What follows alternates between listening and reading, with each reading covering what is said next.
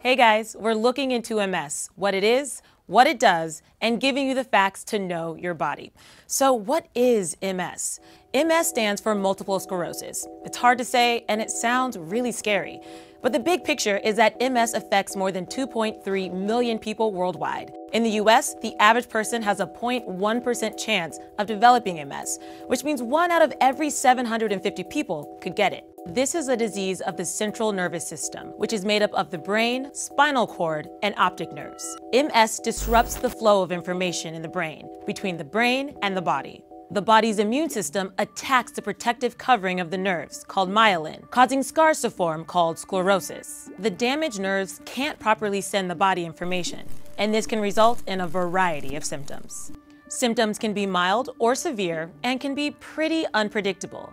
About 80% or more experience extreme fatigue. More than 50% have cognitive changes, which means they have a hard time learning and remembering new things. And vision problems like blurred or temporary blindness in one eye tends to be the first sign of MS for about a quarter of people diagnosed. It's not contagious or directly inherited, and diagnosis isn't fatal.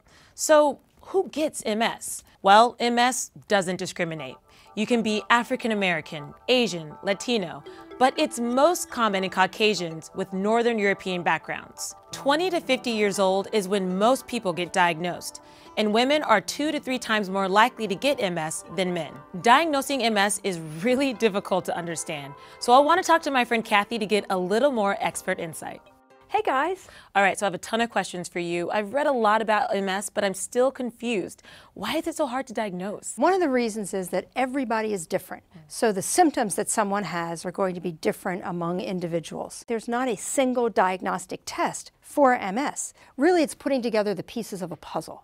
What are some tests that doctors can do to make a diagnosis? So the first and most important aspect of any diagnosis is the history, followed by an examination to find what's wrong, and then tests like an MRI, which is a picture of the brain and the spinal cord. And in my family, I know a couple people who have MS. How common is it? So in the United States, we've estimated around 400,000 people, and we know it's probably inaccurate. So the National MS Society undertook a huge project to get a better estimate. And they're just about ready to publish those data. And is this true? Because I found it to be crazy that doctors aren't required to report new cases of MS, which is probably why that number is a little low. Yeah, this is not a reportable illness like some infections. So is there a cure for MS? And if not, what are some of the options for people?